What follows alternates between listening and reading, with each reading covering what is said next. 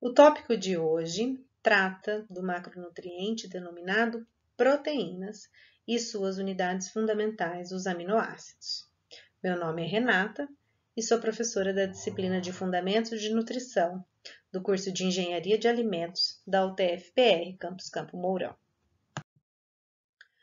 Enquanto as estruturas vegetais são primariamente compostas de carboidratos, a estrutura corporal dos seres humanos e dos animais é constituída por proteína.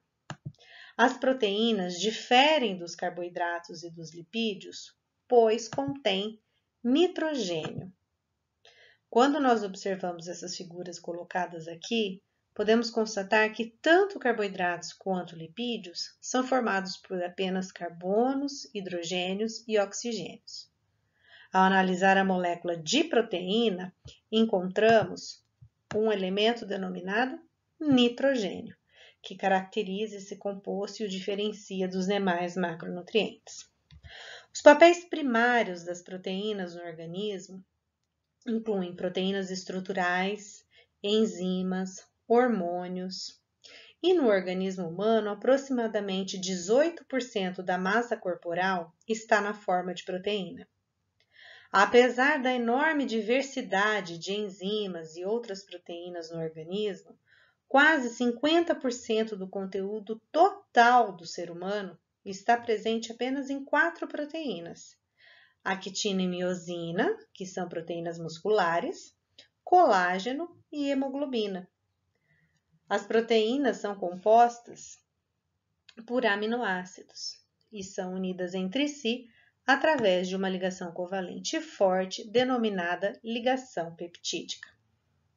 Proteínas são moléculas formadas a partir da ligação entre 2 aminoácidos ou mais, com uma ampla diversidade funcional.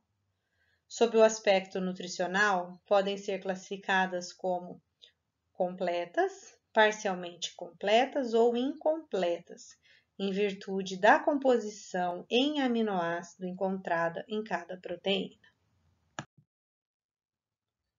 Os aminoácidos representam a unidade estrutural básica das proteínas e são constituídos de um átomo de carbono ligado de forma covalente a um átomo de hidrogênio e a um grupamento amino e um grupamento carboxílico. O que diferencia um aminoácido do outro é justamente essa parte da molécula que é denominada radical.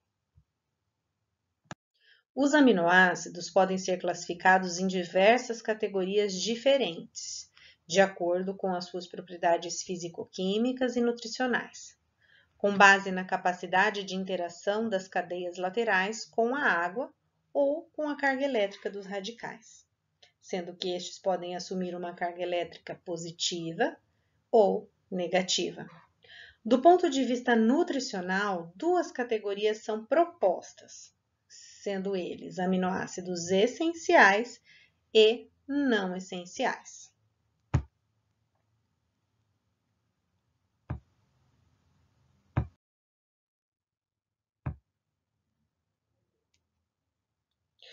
Bom, temos aqui os aminoácidos de acordo com a sua classificação, que depende do radical. Em laranja, nós temos os aminoácidos classificados como aminoácidos de cadeia apolar. Então, são eles: alanina, valina, leucina, isoleucina, prolina, metionina, fenilalanina e triptofano. Em verde, nós temos os aminoácidos com radicais polares não carregados, sendo eles glicina, serina, treonina, cisteína, asparagina, glutamina e tirosina. Em rosa, nós temos os aminoácidos com radicais polares carregados negativamente, porque eles possuem dentro do seu radical um grupamento carboxílico, que dependendo do meio, do pH do meio em que ele se encontra, esse radical pode passar de COO+, COOH para COO-. E em azul, nós temos os aminoácidos com radicais polares carregados positivamente, porque nós temos mais um grupamento amino presente nesse radical e que pode passar da forma de NH2 para NH3+.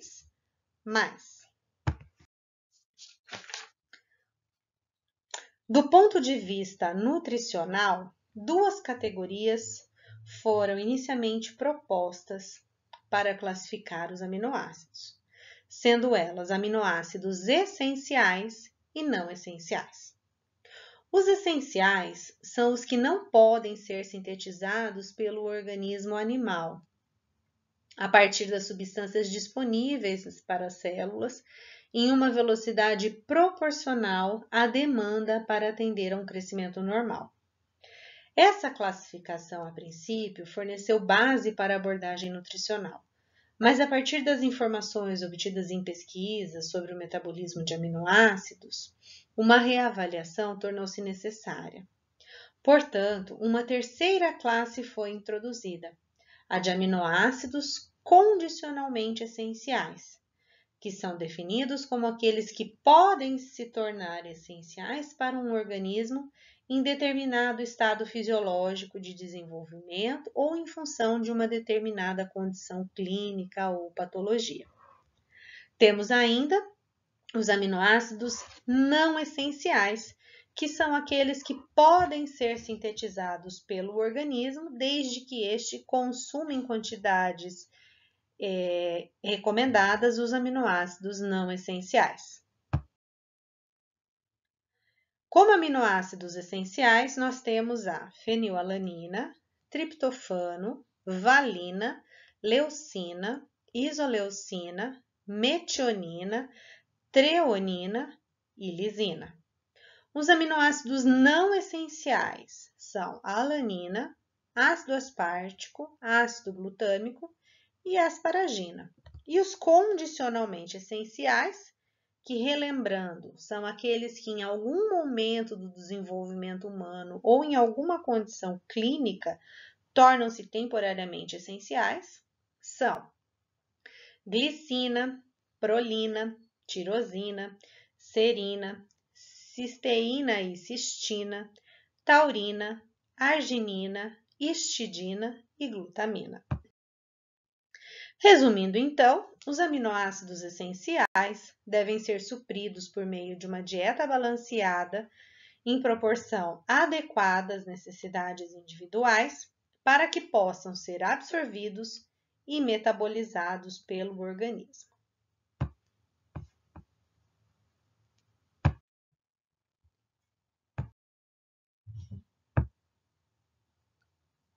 As proteínas são as moléculas orgânicas mais abundantes nas células e correspondem a cerca de 50% ou mais em seu peso seco. São encontradas em todas as partes de todas as células, tendo funções fundamentais na lógica celular. Em virtude desta importância qualitativa e quantitativa, as proteínas têm sido largamente estudadas e seus segredos desvendados, no que diz respeito à sua síntese ou aproveitamento metabólico.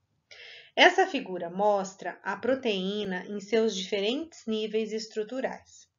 Então, nós temos na figura a estrutura primária de uma proteína, que é simplesmente os aminoácidos unidos entre si por ligações peptídicas. Aqui nós temos a estrutura secundária de uma proteína, onde esses aminoácidos começam a ser unidos por pontes de hidrogênio, formando moléculas um pouco mais complexas. Aqui no item C, nós temos a estrutura terciária, que é quando a molécula começa a assumir outras interações e outras forças dentro dela, e ela assume a configuração de estrutura terciária. E a estrutura quaternária, quando nós temos várias estruturas terciárias unidas entre si. Quanto mais complexa a forma de uma proteína, mais complexa geralmente é a sua função. Dois aminoácidos, então, unidos entre si, formam um dipeptídeo. A união de 3 aminoácidos resulta na formação de um tripeptídeo e assim sucessivamente. Cada aminoácido em uma cadeia polipeptídica é denominada como um resíduo de aminoácido. Uma cadeia com até 100 aminoácidos unidos entre si é denominada de polipeptídeo, enquanto valores superiores caracterizam uma proteína. Então, mais de 100 resíduos de aminoácidos, nós temos uma proteína. Menos disso, nós temos polipeptídeos. A sequência de aminoácidos de uma determinada proteína é representada por um arranjo sequencial de abreviações de aminoácidos, como nós podemos ver na figura. Então, este primeiro aminoácido em verde, ele é abreviado pelas letras TRI, que caracteriza a treonina. Na sequência, em amarelo, ALA, alanina, e assim por diante. Glicina e assim por diante. Por exemplo, um polimaterial genético apenas codifica as proteínas com as suas respectivas sequências de aminoácidos. DNA e RNA são as cadeias de nucleotídeos muito similares entre si, quimicamente. Em contraste, proteínas são formadas por uma variedade de 20 aminoácidos diferentes, cada um com uma característica química própria. Essa variedade permite essa enorme versatilidade nas propriedades químicas de diferentes proteínas.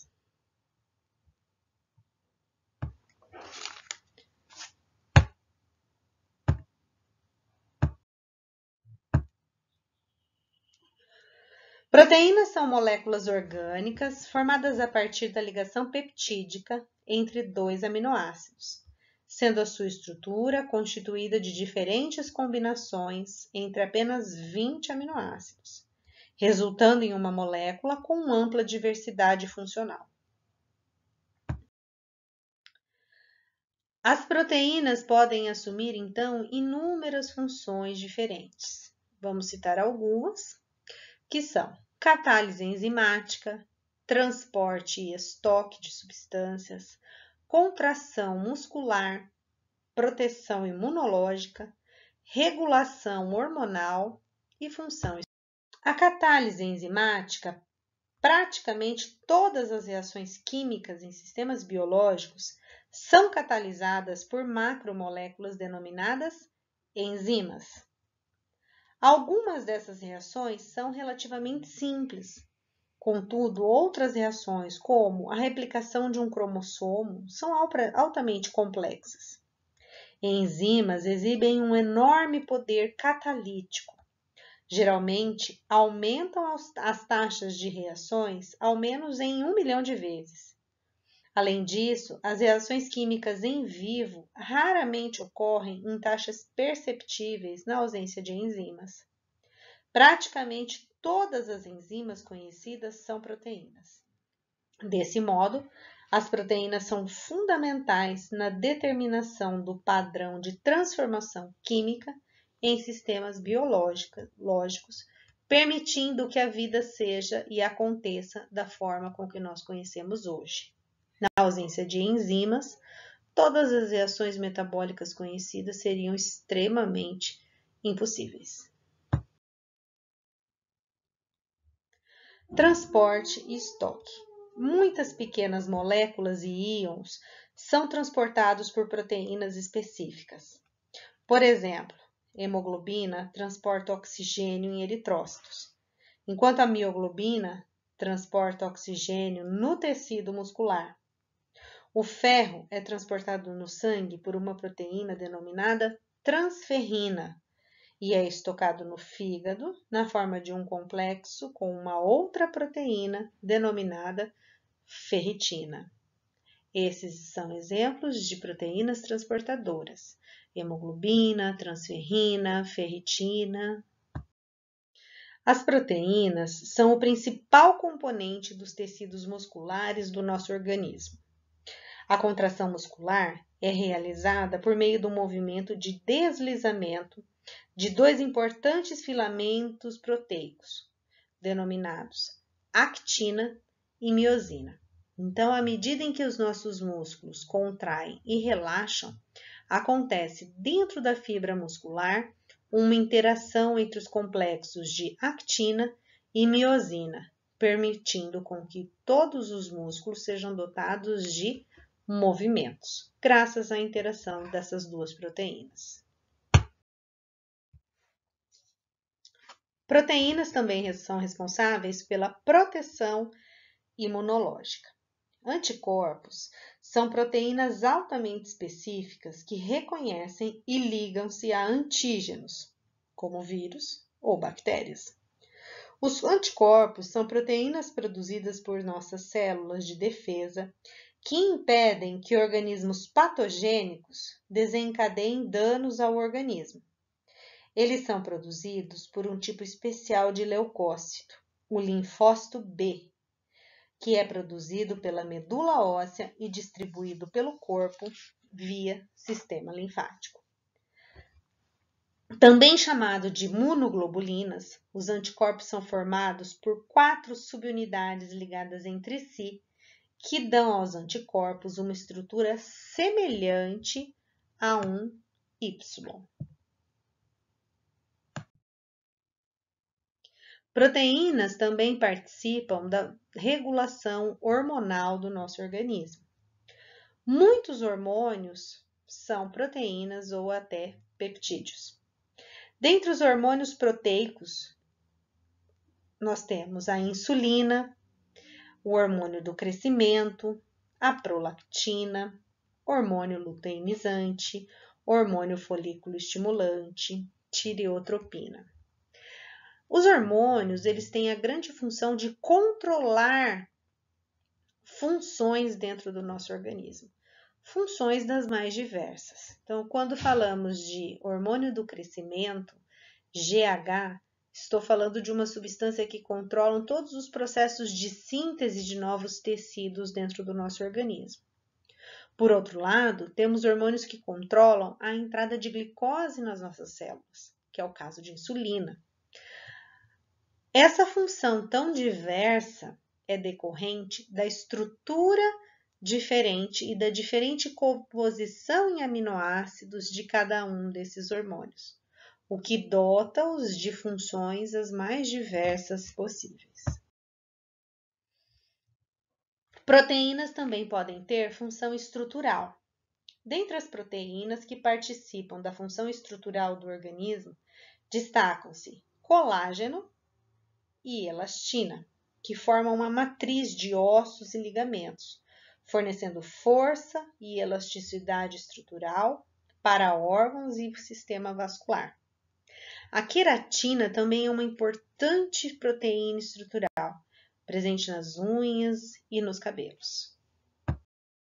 A qualidade de uma proteína refere-se à sua capacidade de fornecer aminoácidos necessários para o organismo. Alguns alimentos contêm altos teores de proteína, enquanto outros não. O fato de um alimento específico ser uma fonte rica de proteínas não implica que seja suficiente para sustentar o crescimento ou manutenção do organismo. A gelatina é um exemplo disso. Ela é uma proteína que pode ser obtida na forma pura.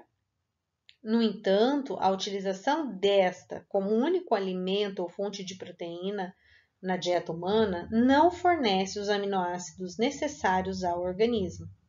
Consequentemente, uma dieta baseada em gelatina como única fonte proteica não permite a manutenção da vida, devido à gelatina ser uma proteína de baixa qualidade.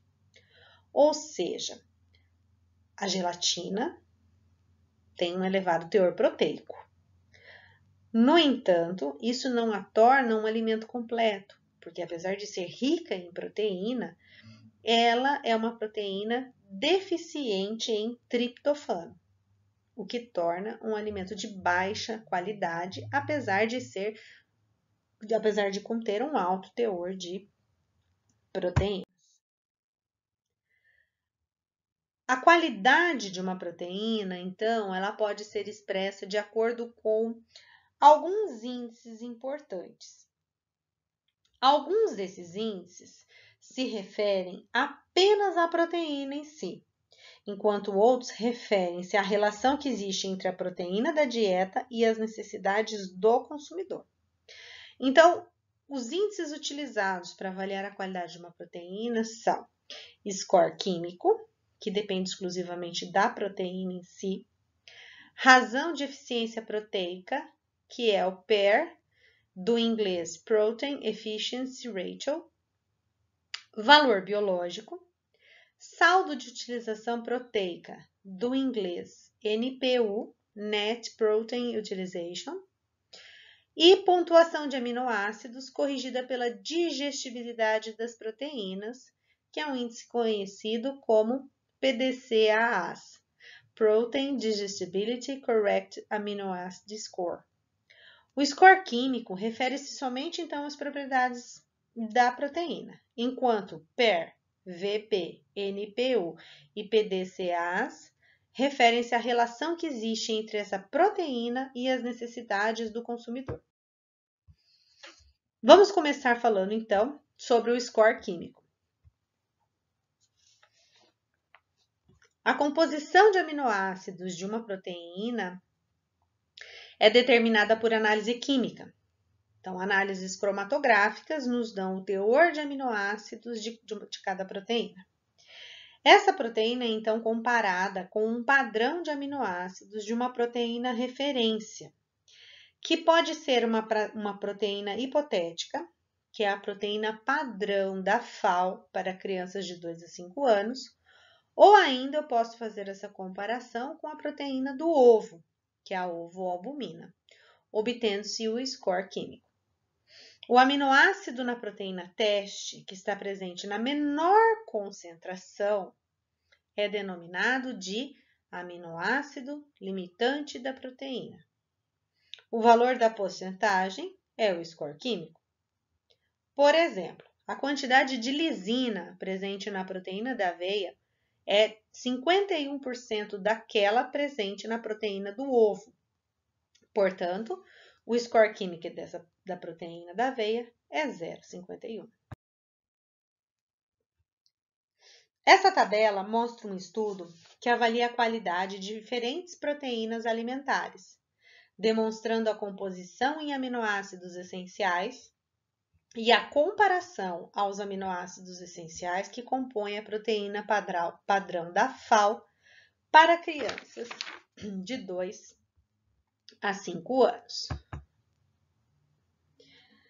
Todas as vezes que o valor do score químico é igual ou maior a 1, a proteína em estudo fornece mais aminoácidos do que a proteína padrão, que é o que nós encontramos, por exemplo, no trigo, no aminoácido fenilalanina mais tirosina e histidina. Então, valores superiores a 1 significa que quando eu peguei, por exemplo, o teor de histidina do trigo e comparei com o teor de histidina da proteína padrão da FAO, esse valor era maior. Então, 23,41 no trigo, quando eu comparo com 19, que é o teor de histidina da proteína padrão, e estabeleço essa comparação num valor percentual, eu tenho um valor de 1,23, que nada mais é do que eu pegar 23,41 e dividir por 19. Meu valor resultante é 1,23. Todas as vezes que o meu valor de score químico for superior, igual ou maior a 1, a proteína é completa nesse aminoácido que está sendo avaliado. Por outro lado, todas as vezes que eu tenho um score químico para um aminoácido menor que 1, que é o caso aqui da isoleucina, certo? É o caso, então, da isoleucina, eu tenho um valor de 0,85. Quando eu olho na composição aminoacídica, eu tenho 23,81 miligramas de isoleucina, quando a proteína padrão tem 28. Então, esse valor de 0,85 mostra que o trigo é deficiente em isoleucina, assim como ele é deficiente em lisina, metionina mais cisteína e treonina. O aminoácido que tem o menor score químico dentro da avaliação é chamado de aminoácido limitante. Então, quando eu analiso o score químico de todos os aminoácidos do trigo, eu observo que o menor valor é de 0,45, mostrando para mim que o aminoácido limitante da utilização proteica do trigo é a lisina.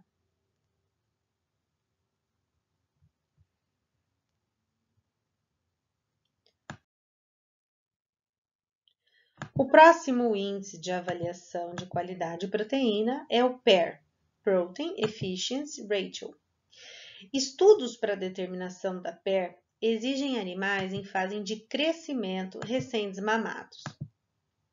A PER da proteína teste deve ser sempre comparada com aquela da ovoalbumina, então a proteína padrão de alimentação das cobaias, que vai ser utilizada na ração dos animais do grupo controle. A avaliação se dá em um período de 3 semanas, tá certo? Então, nós separamos as cobaias em 2 grupos diferentes, uma alimentada com ovoalbumina e o outro grupo alimentado com a proteína que se deseja estudar, certo? A fórmula da PER é definida pela forma ganho de peso do animal dividido pela quantidade de proteína consumida. E existe um problema com relação a esse índice. O grande problema é a impossibilidade de distinguir entre o peso ganho como gordura ou como massa magra. Nós sabemos que a principal característica da proteína é permitir um ganho de peso na forma de massa magra. Isso é indicativo de que a proteína está sendo usada para a construção de novos tecidos dentro de um organismo, pele, ossos, músculos. Quando esse ganho de peso vem na forma de gordura, isso é indicativo de que a proteína não está sendo utilizada na sua forma primordial, que é a formação de tecidos, mas sim desaminada e seu esqueleto carbônico sendo utilizado para conversão em gordura. Então, esse é o principal ponto pelo qual se questiona os estudos que avaliam a PER das proteínas. Valor biológico. O valor biológico, a fração de aminoácidos absorvidos pelo intestino que é retida no organismo. Então, ele é determinado pela medida da quantidade de nitrogênio consumido em dietas e o nitrogênio excretado.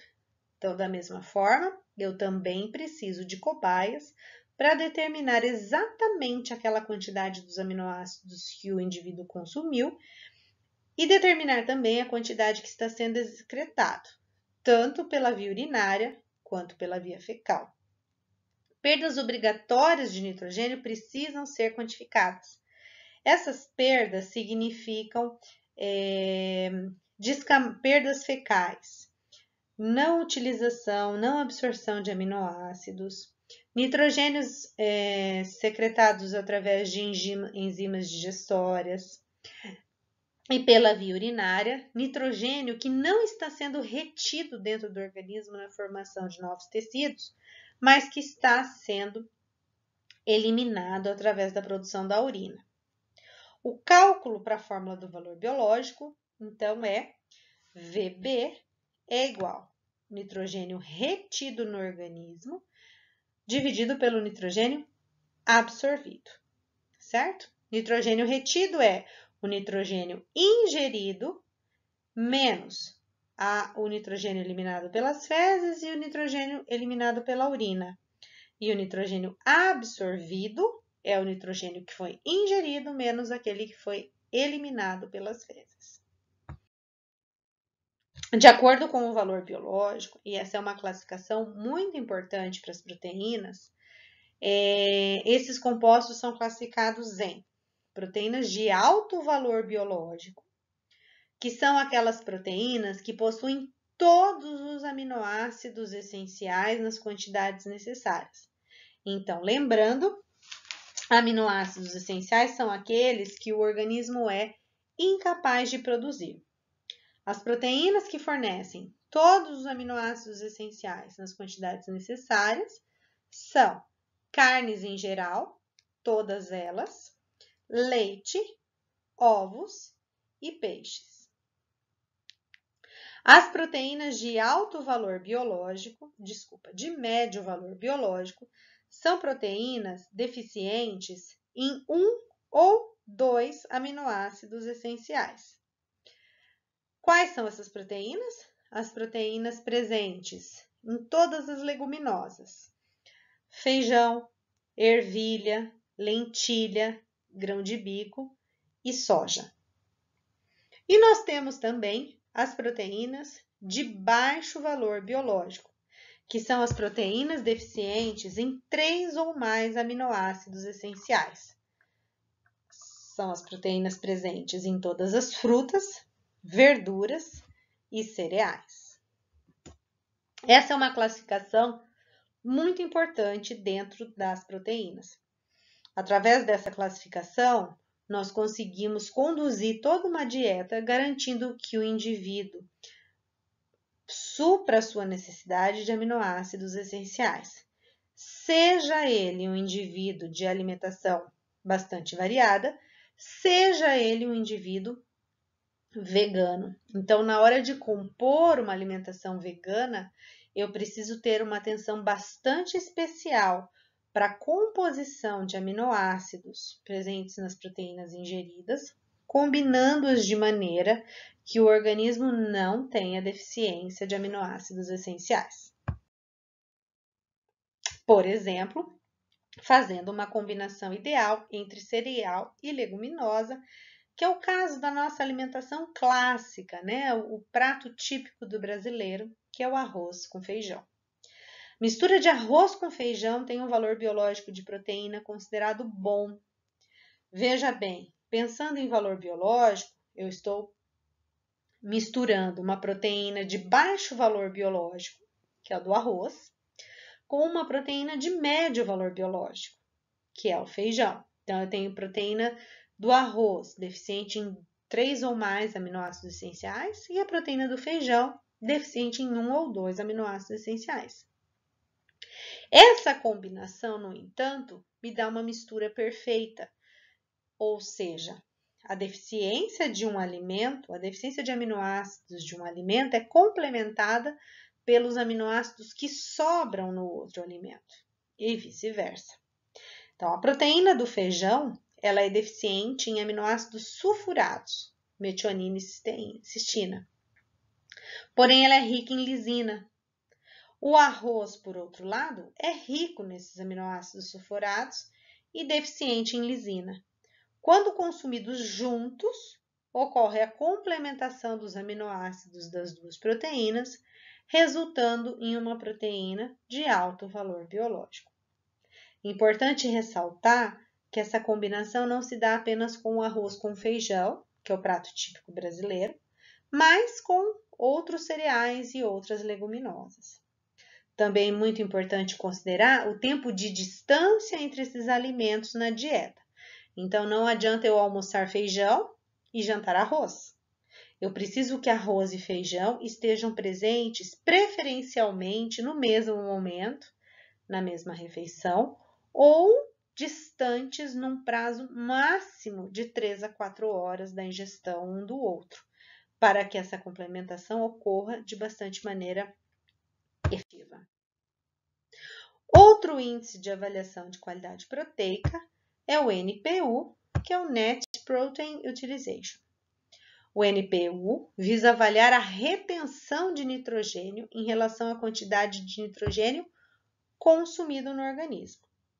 Isso difere do valor biológico, uma vez que verifica a quantidade de nitrogênio retido em relação àquele absorvido. Anteriormente, nós estávamos avaliando de outra forma. Então, a fórmula do NPU é nitrogênio retido no organismo dividido pelo nitrogênio consumido. O que é o nitrogênio retido? É o nitrogênio ingerido menos a eliminação fecal menos a eliminação urinária, dividido pelo nitrogênio ingerido. O PDCAAs, a Organização Mundial de Saúde e o FDA adotaram esse método, conhecido por PDCAAs, como ensaio oficial para avaliação da qualidade de proteínas para seres humanos. Esse índice, então, ele é o mais completo, nós falamos de vários índices de avaliação de qualidade. No entanto, o PDCAAs é o índice mais completo. Tanto que a Organização Mundial de Saúde e o FDA adotaram esse como método de referência para avaliação de qualidade proteica. Ele é fundamentado nas necessidades de aminoácidos de crianças de 2 e 5 anos e representa o score de aminoácidos após a correção para digestibilidade. Então, esse é um item muito importante considerado dentro do PDCAAs. A digestibilidade é dada pela absorção de uma proteína, pela digestão de uma proteína pelo organismo. O quanto essa proteína é facilmente digerida ou não. Nós sabemos que, de modo geral, proteínas de origem vegetal têm uma digestibilidade um pouco menor, porque elas estão retidas dentro das células vegetais, diferente do que acontece com a proteína de origem animal. A célula vegetal tem a parede celular, que é um empecilho a mais para a digestão. Então, proteínas de origem vegetal têm digestibilidade menor do que proteínas de origem animal. Então, depois de serem corrigidas para a digestibilidade, esses índices estão disponíveis na literatura, então existem estudos que determinam qual é a digestibilidade de muitos alimentos diferentes. As proteínas fornecem aminoácidos iguais ou superiores às necessidades, recebem um PDCAAs de 1, sendo considerado então completo. A fórmula do PDCAAs é dada por quantidade do aminoácido limitante em 1 grama da proteína teste, vezes a sua digestibilidade verdadeira, dividido por miligrama do aminoácido em 1 grama da proteína de referência, vezes 100. Então, algumas tabelas aqui retiradas de De Angelis 2007 nos esquematizam, por exemplo, o cálculo para a obtenção da digestibilidade proteica, corrigida pelo score de aminoácidos, que é o PDCAAs. Então, primeiro, analisar o conteúdo de nitrogênio da amostra. Segundo, calcular o conteúdo de proteína, que nada mais é do que o teor de nitrogênio vezes 6,25 ou um fator de conversão específico da AOAC. 6,25 é o fator de conversão de proteínas de alta qualidade, proteínas das carnes, do ovo, do leite. Quando o seu alimento tem um valor biológico menor, Então, uma proteína de origem vegetal, utilizam-se valores menores a 6,25 para fazer essa conversão de nitrogênio em proteína. Essa consulta é feita de forma muito fácil na literatura, qual o índice de conversão para proteínas de outras origens. Na sequência, analisamos o perfil de aminoácidos indispensáveis ou aminoácidos essenciais.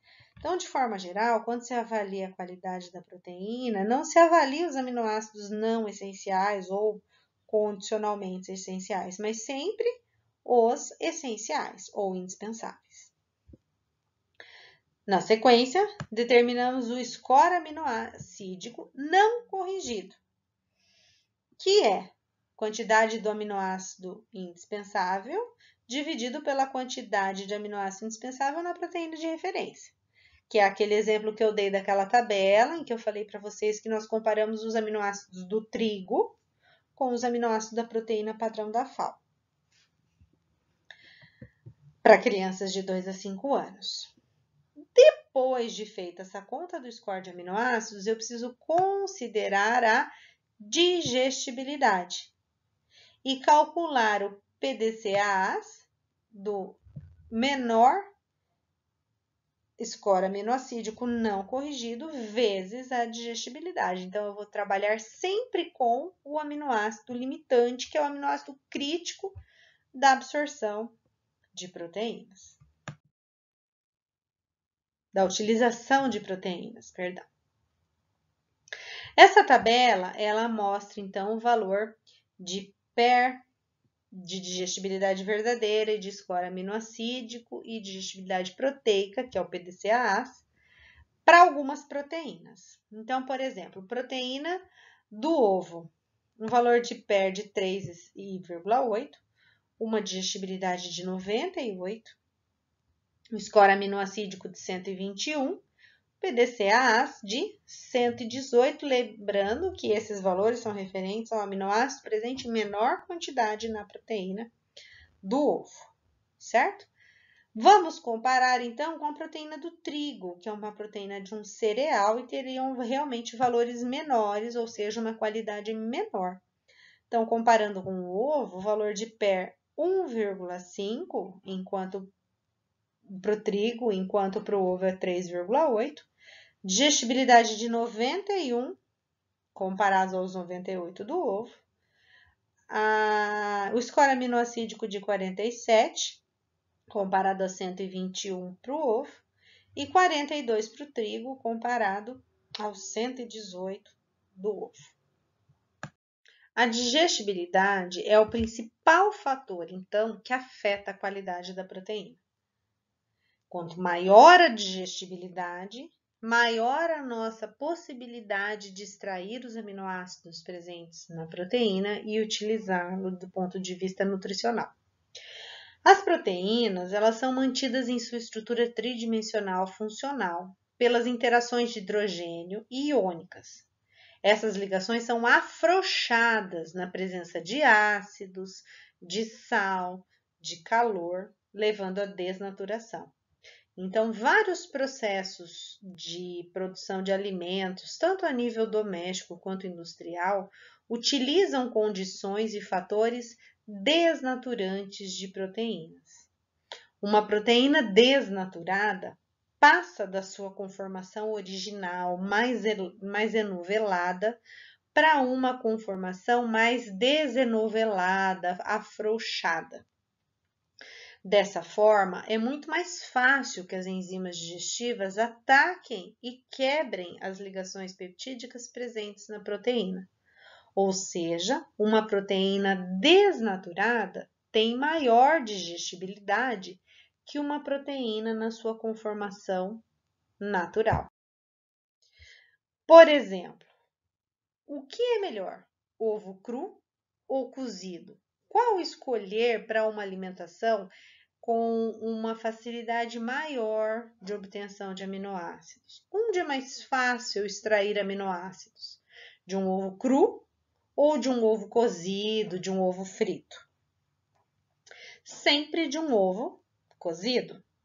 Quando eu pego o ovo, a clara de ovo, que é pura proteína, e submeto ao tratamento térmico, essa proteína se desnatura.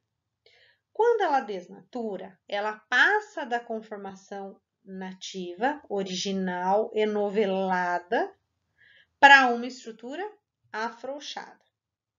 Dessa forma, quando essa proteína desnaturada chega no meu estômago, ela vai ser mais facilmente atacada por enzimas digestivas que vão quebrar a ovoalbumina em aminoácidos, di ou tripeptídeos, facilitando a absorção.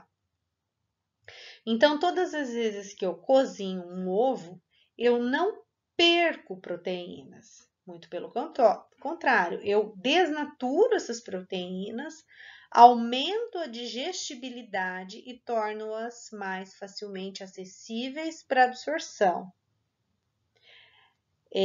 Acontece a perda de função apenas num calor extremo, onde eu tenho a destruição de aminoácidos. Aí eu tenho perda de valor nutricional de uma proteína.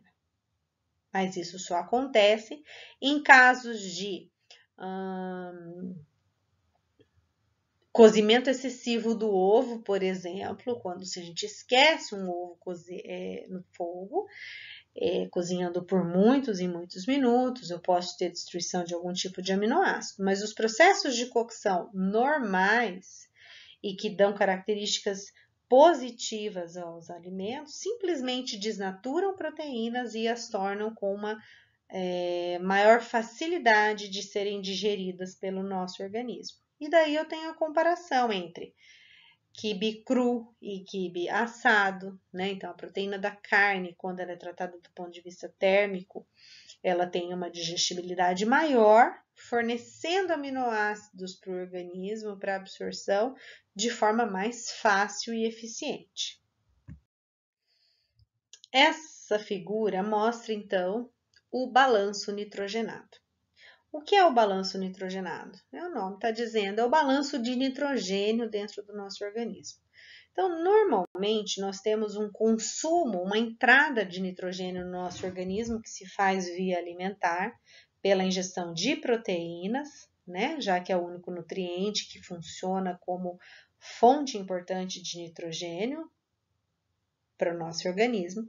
E nós temos perdas de nitrogênio que acontecem diariamente no nosso corpo, que se dão por descamação do epitélio intestinal, produção de enzimas digestivas, secreção corporal, que são substâncias suor, urina, que são formas de eliminarmos nitrogênio diariamente. Indivíduos adultos, estáveis e saudáveis, têm um balanço nitrogenado neutro, ou seja, não eliminam as quantidades de nitrogênio iguais à quantidade de nitrogênio que é ingerido por dia. Então, dizemos que indivíduos saudáveis estão em balanço nitrogenado neutro. Por outro lado, idosos, adultos com algum tipo de infecção, lesão traumática importante, indivíduos em jejum ou indivíduos em dieta deficiente de aminoácidos essenciais, que é o caso de vegetarianos que não sabem compor adequadamente uma refeição e ficam carentes em aminoácidos essenciais, têm um balanço nitrogenado negativo. Isso significa o quê? Que eles eliminam mais nitrogênio diariamente do que a quantidade de nitrogênio ingerida. Então, significa o quê? Isso reflete pessoas que estão fazendo quebra de proteína muscular, quebra de tecido, quebra de massa magra, para tentar compensar a ausência de aminoácidos essenciais na dieta. E nós temos também situações em que o nosso corpo se encontra em balanço nitrogenado positivo, que são situações em que a ingestão, a quantidade de nitrogênio ingerida é menor do que a quantidade excretada. Ou seja, são situações em que o organismo está em formação de tecidos, em formação de células, que são gestantes, por causa da formação dos tecidos do corpo materno e também por causa da formação do bebê. E crianças em adolescentes, que têm um crescimento acelerado, então são pessoas que retêm muito mais, são fases da vida em que retemos muito mais nitrogênio do que excretamos diariamente. O objetivo, então, da digestão de proteínas, que a gente vai falar um pouco agora, é simplesmente liberar os aminoácidos di ou tripeptídeos para absorção, para que caiam na corrente sanguínea e sejam utilizados pelo nosso organismo. Então, a partir da proteína consumida, essas proteínas sofrem, durante o trânsito pelo sistema digestório, quebra de ligações para que se tornem disponíveis à absorção. E o que eu consigo absorver, o organismo humano, são tripeptídeos, dipeptídeos e aminoácidos. Com exceção de um período muito curto da vida humana, no recém-nascido, quando ele é capaz de absorver as imunoglobulinas do leite materno, que são proteínas grandes, em outras situações, nós não conseguimos fazer absorção de moléculas grandes. Daí a importância da digestão, que é a quebra de proteínas em substâncias pequenas, de peptídeos ou tripeptídeos, ou até aminoácidos, para que sejam absorvidos. Então, o objetivo da digestão é transformar uma molécula bem grande em moléculas pequenas, capazes de transpor a parede intestinal, a barreira intestinal, e caírem na corrente sanguínea, chegando ao fígado. Esse processo acontece pela ação de enzimas que vão agir principalmente no estômago e no duodeno, que é a primeira porção do intestino delgado.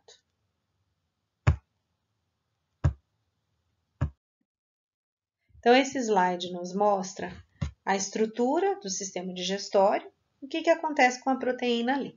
Então, na boca, acontece a trituração dos alimentos. Não existe nenhuma ação enzimática específica em cima de proteínas, já que nós sabemos que a saliva tem a amilase salivar, que age basicamente sobre os carboidratos. No estômago, o ácido clorídrico atua desnaturando as proteínas e a pepsina secretada pelas células da parede estomacal iniciam o processo de hidrólise de proteínas. Esse bolo alimentar, após sair do estômago e chegar no intestino delgado, dentro do lumen intestinal, as enzimas pancreáticas digerem a proteína alimentar, a peptídeos e tripeptídeos. Dipeptidases e tripeptidases da bordadura em escova das células da mucosa digerem dipeptídeos e tripeptídeos em aminoácidos. Essas substâncias são absorvidas e vão para o fígado, que mantém o balanço dos aminoácidos plasmáticos, sintetiza as nossas proteínas essenciais, enzimas, lipoproteínas, albumina e pode converter o esqueleto carbônico de aminoácidos que não estão sendo utilizados na síntese proteica em glicose. O sistema circulatório vai ser responsável, então, pelo transporte de aminoácidos absorvidos e também de proteínas sintetizadas para todo o nosso organismo. O rim é responsável pela síntese de ureia, que é realizado pelo excesso de nitrogênio e eliminado pela urina. O intestino grosso vai eliminar o material não digerido, que pode ou não ser fermentado pela flora intestinal. Então, no estômago, a proteína, na presença da enzima pepsina e do ácido clorídrico, que torna o pH bastante ácido e próprio à atividade da enzima pepsina, nós teremos a conversão, então nós teremos como produto peptídeos. Ainda não aminoácidos na forma livre, mas apenas peptídeos, que precisam continuar no processo de digestão. Quando o bolo alimentar sai do estômago e chega no intestino delgado, peptídeos sofrem a ação das enzimas tripsina, quimotripsina, elastase, carboxipeptidase, que são substâncias produzidas pelo pâncreas, e também sofrem ação de enzimas produzidas pelo próprio intestino, que são as enteropeptidases, aminopeptidases, dipeptidases e tripeptidases. A ação de todas essas enzimas sobre os peptídeos que chegaram no intestino delgado vão nos dar os produtos tripeptídeo, tripeptídeo e aminoácidos livres, que são as substâncias capazes de serem absorvidas e caírem na corrente sanguínea. Então, essa figura nos mostra aqui um pedacinho de proteína, no caso, um pedacinho de carne dentro do estômago. Essa carne vai sofrer ação bastante importante do ácido clorídrico e da pepsina, fazendo com que aconteça a liberação de peptídeos. Esses peptídeos chegam ao duodeno, que é a primeira porção do intestino delgado.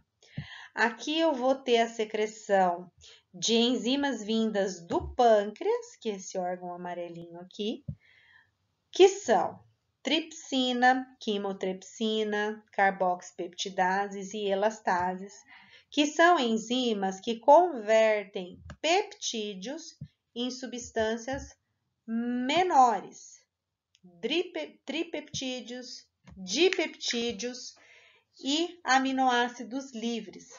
Essas unidades pequenas são capazes de serem absorvidas, ou seja, elas saem do lumen intestinal, atravessam a parede do intestino e caem na corrente sanguínea, sendo levadas pela veia porta ao fígado. Ao chegar ao fígado, essas unidades fundamentais serão utilizadas para a síntese das nossas proteínas corporais, então as nossas próprias proteínas, na medida em que forem necessárias. Então, independente da fonte proteica ingerida, os aminoácidos são utilizados para sintetizar as nossas próprias proteínas. Em excesso, essas proteínas são desaminadas, ou seja, o grupamento amino é retirado desses aminoácidos, eliminado pelo rim, e o esqueleto carbônico é utilizado como fonte de energia. Essa fonte de energia, se nós tivermos um balanço energético negativo, ou seja, se eu estiver comendo menos energia do que eu preciso, eu vou utilizar esse esqueleto carbônico para vias oxidativas e ele vai gerar energia para o corpo. Por outro lado, se eu tiver um balanço positivo energético, ou seja, comendo mais calorias do que eu preciso, eu vou utilizar essa energia que está sobrando para armazenamento na forma de gordura.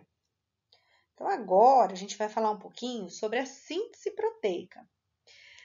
Após a absorção, os aminoácidos são transportados ao fígado pelo sistema porta. Cerca de 20% dos aminoácidos que entram no fígado são liberados para a circulação sistêmica. 50% são transformados em ureia e 6% em proteínas do plasma. Aminoácidos liberados na circulação sistêmica, especialmente os de cadeia ramificada, que são isoleucina, leucina e valina, são metabolizados pelos músculos esqueléticos, pelos rins e por outros tecidos. O fígado é o órgão regulador do catabolismo de aminoácidos essenciais. No fígado, parte dos aminoácidos é então utilizado para a síntese de proteínas, que são secretadas como albumina ou então na síntese de enzimas corporais. O destino do aminoácido em cada tecido varia de acordo com as necessidades do momento daquele tecido, e havendo um equilíbrio dinâmico das proteínas tissulares com os aminoácidos ingeridos pela dieta e os aminoácidos circulantes. A síntese proteica é o processo de formação das proteínas. Esse processo é realizado por estruturas denominadas de ribossomos.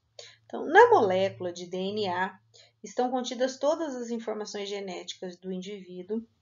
Assim, para que a síntese de uma determinada proteína aconteça, é necessário que regiões específicas do DNA, onde está contida essa informação, seja decodificada. Ou seja, a sequência de aminoácidos de cada proteína específica do indivíduo está contida dentro do DNA. Então, para fazer uma insulina, eu preciso ler dentro do DNA qual a sequência aminoácidica de uma insulina. Para que isso aconteça, então, esse processo é chamado de transcrição.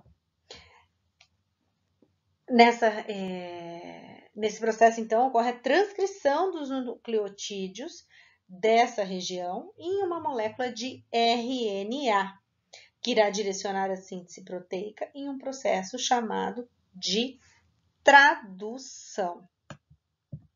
A molécula de RNA que carregará essa informação até o local onde ocorre a síntese de proteínas é chamada de RNA mensageiro. Para que ocorra a síntese proteica, então a informação genética fluirá do DNA para o RNA e em seguida para as proteínas.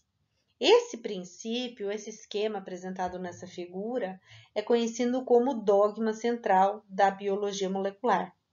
Nas células eucarióticas, o processo de transcrição acontece no núcleo e o RNA mensageiro é transportado para o citoplasma, onde acontece a tradução. A síntese proteica acontece por meio de um processo de tradução, então, no qual a informação presente no RNA mensageiro, uma sequência de nucleotídeos, será traduzida numa sequência de aminoácidos, que dará origem a um polipeptídeo ou a uma proteína, que é o que nós vemos sendo formado aqui. O RNA T transportador apresenta uma trinca de nucleotídeos, que é um anticódon, em uma de suas extremidades e um aminoácido correspondente na outra extremidade. O RNA transportador transportará, então, o aminoácido específico até os ribossomos, estruturas celulares nas quais ocorre a síntese de proteínas, pareando seu anticódon ao códon complementar do RNA mensageiro. Os ribossomos são constituídos por duas subunidades, uma maior e outra menor, que se unirão na realização da síntese proteica ao RNA mensageiro e ao RNA transportador. Durante esse processo, o RNA mensageiro desloca-se pelo ribossomo, enquanto o RNA transportador traduz as suas sequências de nucleotídeos em aminoácidos. Quando se encontra um códon de término, ou seja, uma trinca que indica o fim do processo da tradução, o ribossomo libera a proteína produzida e as subunidades separam-se. E é aqui que nós temos a questão da importância do consumo dos aminoácidos essenciais. Todas as vezes em que a minha dieta é carente em um aminoácido essencial,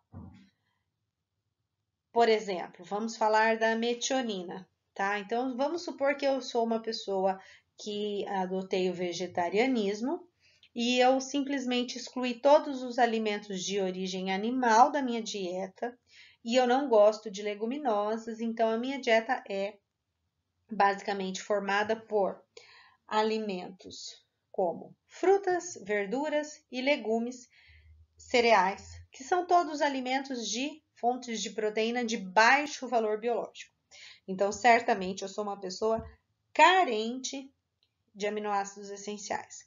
Quando eu estou sintetizando as minhas proteínas e o meu RNA transportador, lembra que numa extremidade ele tem uma sequência de nucleotídeos, então ele tem o anticódon, e na outra ele traz um aminoácido, que é isso que está circulando em vermelho.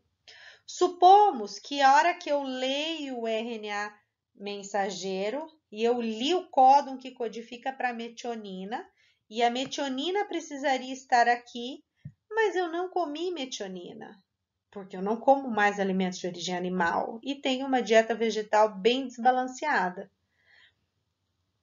O que acontece? A hora que eu preciso da metionina para ela entrar na minha sequência proteica, eu não tenho. E o que acontece? Toda a síntese proteica é prejudicada, ela deixa de acontecer, porque existe uma sequência adequada e determinada de aminoácidos para eu formar uma proteína. Se naquele momento o aminoácido que eu preciso não aparece para eu compor a proteína, todo esse processo de síntese proteica é perdido. Então, esse peptídeo que se formou, ele vai ser degradado e os aminoácidos aí vão ser utilizados com outros fins, como geração de energia e coisas menos nobres do que uma função proteica, que é a função de constituição das nossas proteínas corporais. Então, daí é a importância do consumo de aminoácidos essenciais nas quantidades necessárias por dia. E os não essenciais? Não preciso consumir? Se eu não consumir e eu precisar dele para fazer uma proteína, não tenho problema nenhum, se eu tiver um aporte adequado dos essenciais, porque daí eu faço a conversão de um essencial em um não essencial e continuo a síntese proteica sem nenhum problema. Essa tabela, então, me mostra uma estimativa das necessidades dos aminoácidos, sempre dos aminoácidos essenciais, certo? Nós não vamos trabalhar com a questão de aminoácidos não essenciais, em lactentes, né, de 3 a 4 meses, que são então os bebês, que ainda são alimentados com leite materno, crianças até 2 anos, crianças entre 10 a 12 anos e adultos. Vamos falar dos adultos, tá? Então, eu teria por dia, importante ler essa unidade, que são miligramas dos aminoácidos por quilo de peso corporal por dia, por faixa etária. Então, adultos precisam entre 10 e 12 miligramas de histidina por quilo de peso corporal por dia. Então, fazendo uma conta rápida, entre 10 a 12, eu vou usar 10 para ter uma conta redonda. Então, eu teria 10 miligramas de histidina vezes, vamos fazer uma conta de uma pessoa de 60 quilos, certo? Então, eu precisaria por dia de 600 miligramas por dia de histidina para um adulto de 60 quilos, certo? Aí a mesma coisa, leucina também 10 miligramas por quilo de peso corporal, leucina 14, lisina 12 e assim por diante. Essa tabela me mostra qual é a minha recomendação, então, para todas as faixas etárias.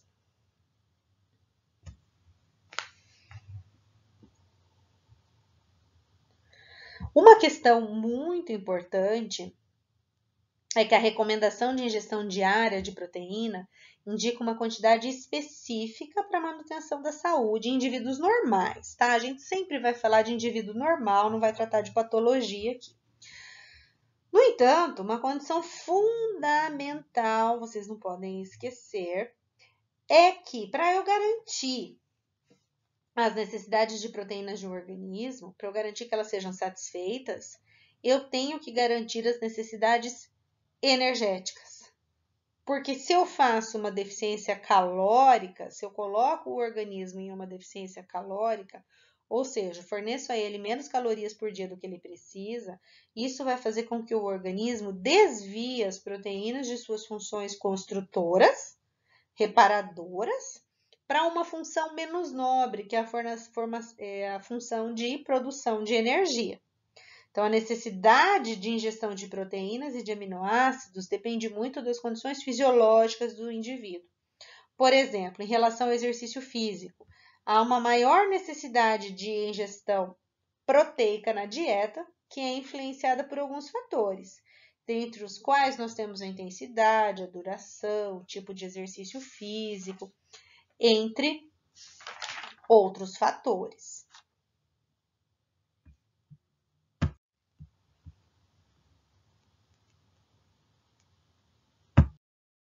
Então, a recomendação diária, ela é sempre trabalhada na forma de proteínas e não na forma de aminoácidos, como estávamos vendo no slide anterior. Essa recomendação, ela gira em torno de 0,8 gramas de proteína por quilo de peso corporal. Então, 0,8, né, vezes um indivíduo de 60 quilos, que foi o que a gente considerou no slide anterior, eu tenho que a recomendação de proteína para esse indivíduo geraria em torno de 48 gramas de proteína por dia. Esses 48 gramas de proteína, eles geram o equivalente a 4 quilocalorias por grama de proteína. Então, eu fazendo 48 vezes 4, eu teria 192 quilocalorias provenientes de proteínas. Isso tem que equivaler a 10 a 15% das calorias totais. Então, computando 10%, eu teria 192 quilocalorias provenientes de proteínas, num total calórico diário de 1.920 calorias. Isso seria os 10%, tá? Eu vou trabalhar numa faixa de 10 a 15. Se eu trabalho em valores muito maiores, ou seja, se a proteína está participando muito mais do que 15%, com muito mais que 15% das calorias totais, essa proteína não vai estar sendo usada como função construtora ou plástica, vai estar sendo usada como fonte de energia. Ou se ela está contribuindo com muito menos que 10%, a gente vai estar em deficiência proteica ou numa dieta hipoproteica, certo? A gente sabe que as necessidades de proteínas, elas variam, então em períodos de estresse, de algumas doenças ou com o aumento de atividade física, as necessidades proteicas tendem a aumentar. Inclusive, dependendo do tipo de atividade física, da fase de treinamento, essa recomendação ela pode variar, mas dentro de uma faixa que vai de 1 a 2,4 gramas de proteína por quilo de peso corporal por dia.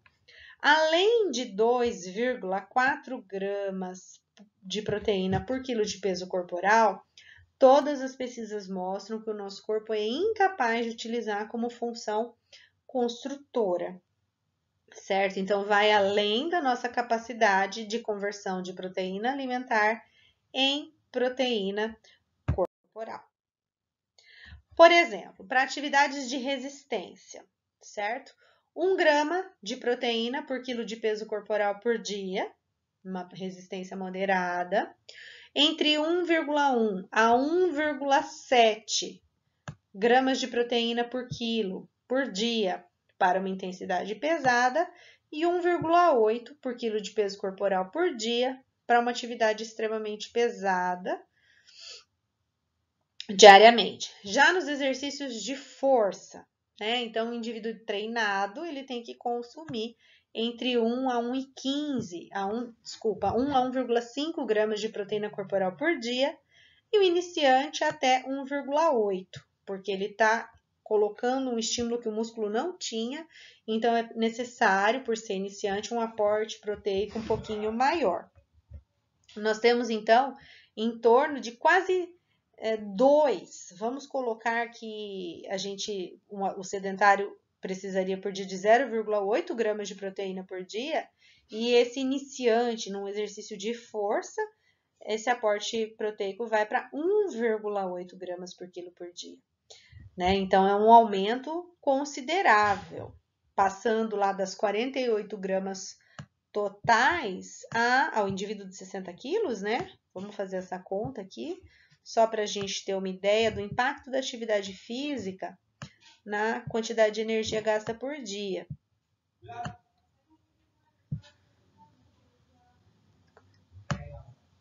Então, nós passaríamos a uma necessidade por dia de 108 gramas. Então, o sedentário, de 60 quilos, saudável, 48 gramas de proteína por dia. O iniciante, num treinamento de força bem feito, essa necessidade passaria para 108 gramas por dia.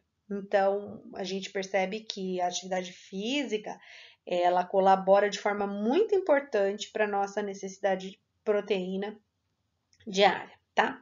Essas quantidades sempre têm que representar no mínimo de 10 até 35% do valor energético total, segundo a RDA, né? Que é o que regulamenta todas as nossas recomendações dietéticas. O que implica um aumento proporcional de energia quando se eleva a ingestão proteica absoluta.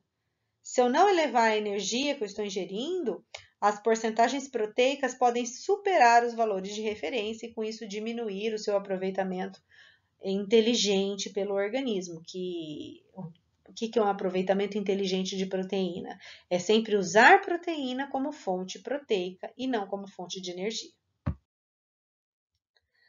Uma coisa bastante importante a ser considerada nos alimentos, então, 3 fatores que nós devemos considerar quando nós analisamos o teor de proteínas nos alimentos. A gente precisa realmente pensar em quantidade, então, quanto eu tenho de proteína no alimento. Qual é a qualidade? É uma proteína completa? Ela é incompleta? Ela é de alto valor biológico? Ela é de baixo valor biológico? É uma proteína de alta digestibilidade ou baixa digestibilidade? É uma proteína bastante biodisponível, que é o resultado dessa digestibilidade com quantidade, com qualidade. Então, alguns exemplos. Ó. Quando eu falo de carne de boi, tá? Então, um corte dianteiro, por exemplo, peito, uma parte magra, cru. Ele tem em torno de 20,72% de proteína. É uma proteína, então é um alimento que tem bastante quantidade de proteína, uma proteína de qualidade, uma proteína biodisponível. Olha o feijão cru, feijão preto, maduro, cru. Ele tem 21,6 gramas de proteína, 21,6% de proteína, mais um pouquinho até do que a carne. Então, vocês percebem que em quantidade, carne bovina crua e feijão cru têm quantidades muito próximas. No entanto, o feijão não tem uma qualidade tão boa quanto a da carne e, portanto, tem uma biodisponibilidade menor, porque ele é uma proteína de médio valor biológico, deficiente em algum aminoácido essencial. Quando eu cozinho esse feijão, que é de fato o que importa, porque é a forma com que nós vamos ingeri-lo, ele passa para 8,86% de proteína. Então, diminui bastante a sua quantidade. Lembrando que ainda assim eu tenho uma proteína já incompleta. Por outro lado, uma maçã, que é uma proteína de baixo valor biológico, carente em 3 aminoácidos essenciais ou mais, é um alimento que tem, ele tem pouca quantidade, 0,26% de proteína, de qualidade péssima, portanto, é uma proteína de baixa biodisponibilidade. Então, isso é uma coisa sempre muito importante a se considerar quando falamos de proteínas em alimentos. O teor de proteína, qual é a qualidade dessa proteína e se ela está biodisponível ou não. Dietas, hoje em dia se fala muito da importância de dietas ricas em proteínas para um praticante de exercício físico. Elas são muito pregadas pela mídia como dietas que auxiliam na perda de peso, como dietas que seriam mais pobres em gorduras e tudo mais. Existe perigo numa dieta rica em proteína? Então vamos pensar. Ó. Geralmente uma dieta rica em proteína de origem animal, ela é automaticamente pobre em fibras, vitaminas e fitoquímicos. Fibras estão exclusivamente ligadas a alimentos de origem vegetal. Quando eu consumo muita proteína, automaticamente eu reduzo o consumo de vegetais. Consequentemente, eu diminuo o aporte de vitaminas e de fitoquímicos, que são as substâncias compostos fenólicos, substâncias responsáveis por questões saudáveis na nossa alimentação, são nutrientes protetores. Alimentos fontes de proteína animal geralmente são ricos em gordura saturada. Gorduras saturadas, então, estão muito presentes em leite, derivados de leite, carne bovina, carne de frango, carne suína. Essas gorduras saturadas já têm um consumo significativo na nossa alimentação diária. Esse aumento da fonte de proteína animal na alimentação pode se tornar um fator de risco, por exemplo, para doença cardiovascular, em virtude desse aumento que acontece por consequência na ingestão de gordura saturada. A ingestão excessiva de carne vermelha está bastante relacionada ao câncer de cólon. O intestino tende a ter um trânsito um pouco menor quando o consumo de carne vermelha é exagerado. Trânsito intestinal mais lento está relacionado à exposição do epitélio intestinal a produtos intermediários tóxicos do metabolismo. E isso estaria relacionado a câncer de cólon. Excesso de proteína está ligado à sobrecarga renal, porque esse é o órgão responsável por todo o processo de retirada de nitrogênio excessivo do grupamento amino dos aminoácidos, para que eles possam ser utilizados como fonte de energia, né? Para que o esqueleto carbônico possa ser utilizado como fonte de energia. E isso pode causar uma certa sobrecarga renal. O excesso de proteínas também está relacionado a uma queda de pH intestinal, e isso estaria relacionado a uma excreção aumentada de cálcio, certo? Um exemplo das questões anteriores, por exemplo, né, é o leite integral. Então, 21% das calorias são proteínas, mas 48% das calorias de um leite integral vêm de gorduras saturadas. Por outro lado, o feijão, 25% das calorias vêm de proteína, enquanto 70% vêm de carboidratos. Então, isso é um indicativo de que alimentos fontes de proteína de alto valor biológico estão geralmente acompanhados também de gordura saturada. Esses estudos nos mostram relação entre consumo excessivo de proteínas de origem animal, geralmente carnes, a algumas doenças. Então, por exemplo, a relação entre diabetes e consumo de carne. Então, aqui o consumo de carne como um fator de risco para o diabetes tipo 2. Lembrando que é um consumo excessivo, certo? Não um consumo dentro das recomendações que a gente comentou anteriormente. Aqui nós temos uma relação entre dietas ricas em proteínas e o status renal em ratos, mostrando uma associação entre o excesso desse nutriente na dieta e o dano da função renal em cobaias.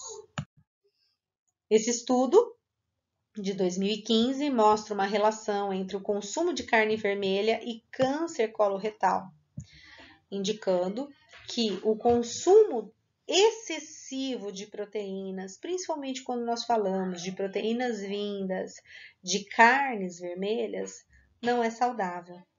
Então, é muito importante nós entendermos o consumo e a recomendação de proteína e a sua relação com a doença, sempre com relação à recomendação nutricional. Quando eu respeito a recomendação nutricional, eu não exponho o organismo a uma incidência maior de doenças, seja câncer, seja dano renal ou nenhuma outra patologia citada anteriormente. O problema são as dietas exageradas em proteínas, que é o que a mídia prega muito hoje, como tendo a proteína como um nutriente muito saudável. Sim, ela é saudável, sim, ela tem muitas funções que foram expostas até o momento, porém, desde que as necessidades diárias sejam respeitadas, sendo esse indivíduo sedentário, com uma recomendação de proteína um pouco menor, ou um indivíduo praticante de atividade física que tem, por consequência dessa atividade, uma recomendação aumentada. Seguindo recomendação, as proteínas colaboram e muito para que a saúde seja estabelecida dentro do organismo, assim como os outros nutrientes que serão abordados na sequência.